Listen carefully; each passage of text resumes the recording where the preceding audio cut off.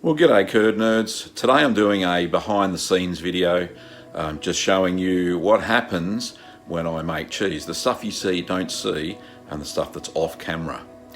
Anyway, let's get on and make some cheese.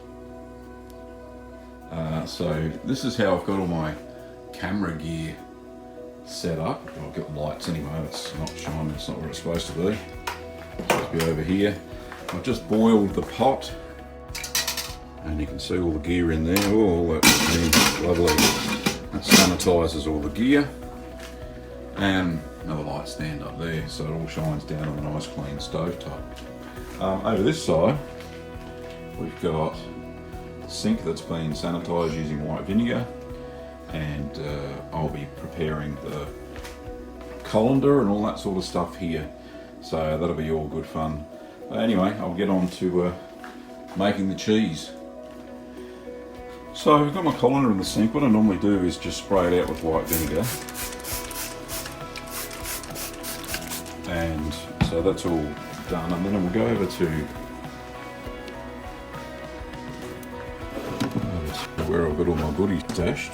Put some pepper out the way.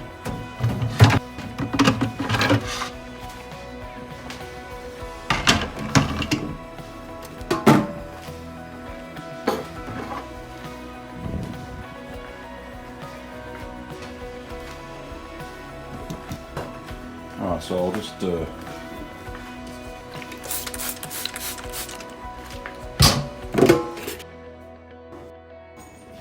these were all cleaned in the dishwasher beforehand,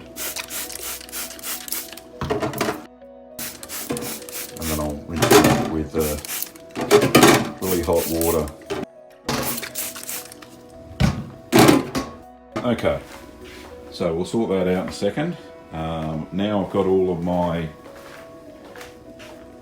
utensils. I've got all my utensils all set up, and I'll start measuring out the different components in a second. So for this cheese I'm using a 10 litres of homogenised milk. That's all I can get on the day, so it's pretty cool. I'm using a Mad Millie rennet, liquid rennet. I'm using calcium chloride and a quarter of a teaspoon of these Mad Millie mesophilic cultures. Now they're 1/8 of a teaspoon each, so 2 sachets should be fine. I'm also using the book 200 cheese making recipes, easy cheese making recipes by Deborah Amras Burns, I think, or Burns Amras. Hang on, let me have a look. Deborah Amran Boys. So 200 easy homemade cheese recipes. Now this is a pretty good book. However, I tend to get back in there.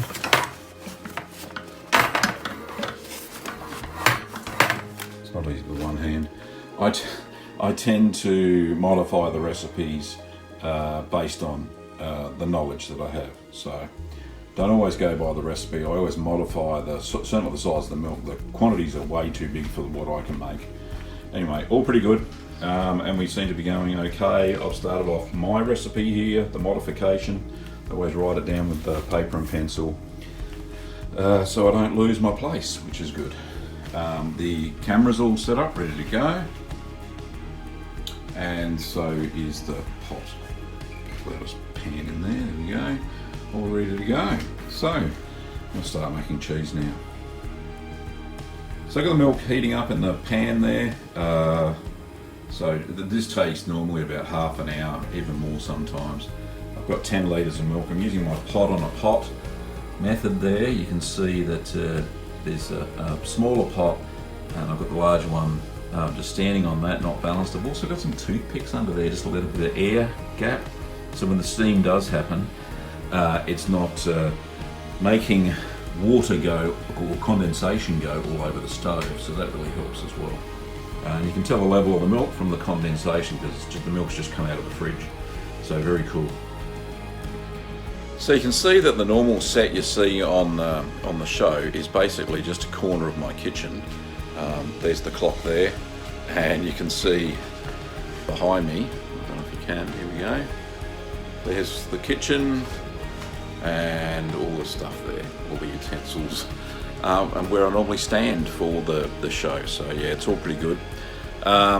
Very simple to make a setup like this in your own home if you're going to do a cooking show type thing. So yeah, very happy with what I've got here and all of the lovely cooking facilities that I have on the stove and all that stuff that we put in, and the massive big kitchen that we've got. So yeah, really good, and it makes it easy for making cheese. It's a pleasure to make cheese in this kitchen, it really is. I really do enjoy this hobby that's kind of turned into a semi-profession. I suppose you could call me a professional YouTuber now, but it really has helped by having a decent sized kitchen and all this stainless steel gear that we put in quite a while ago. It wasn't intentional, but it certainly helped out. So usually when I put the culture in the pot and it's now ripening, what I usually do is I go and edit some footage. So I'll go and take the camera off the stand, and I'll go and upload that footage up to my computer, and then start editing the files. So I kind of do it on the fly, which is good to do because sometimes you forget the steps and that sort of thing. Anyway, I'll get on and do that. So when the cheese is renneting or coagulating, what I normally do is just keep working on the video just to check that what I'm doing, the editing and all that sort of stuff, is working properly. So I better get on with that. I'm having some trouble with the curd set during this cheese, so I had to wait an extra 20 to 30 minutes.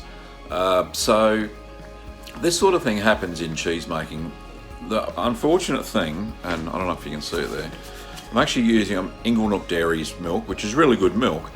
However, I didn't specify when I asked for the milk that it be unhomogenized. So this is homogenized milk.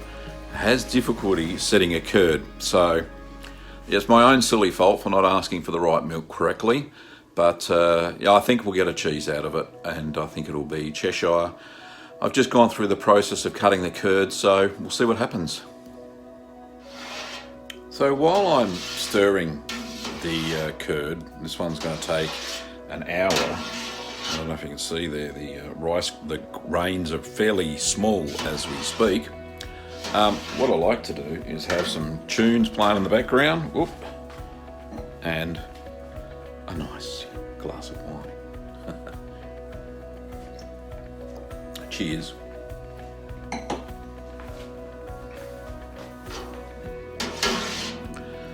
Now I'll finish the behind the scenes off for this episode anyway. If you'd like to see more of this, just leave a comment and tell me why you'd like to see more of this sort of behind the scenes cheese making. The full recipe obviously for the cheese will be out at a later date once I've matured a little bit. But like I said, give us a thumbs up if you like it and you want to see more of this, and leave a comment on the sorts of things you'd like to see behind the scenes type stuff, not specifically around cheese recipes. Anyway, thanks for watching. Don't forget that you can support the show via Patreon. The link is in the description below. And that you can buy supplies for cheese making over at littlegreenworkshops.com.au. And also, don't forget to subscribe. Thanks for watching, Curd Nerds, and I'll see you next time.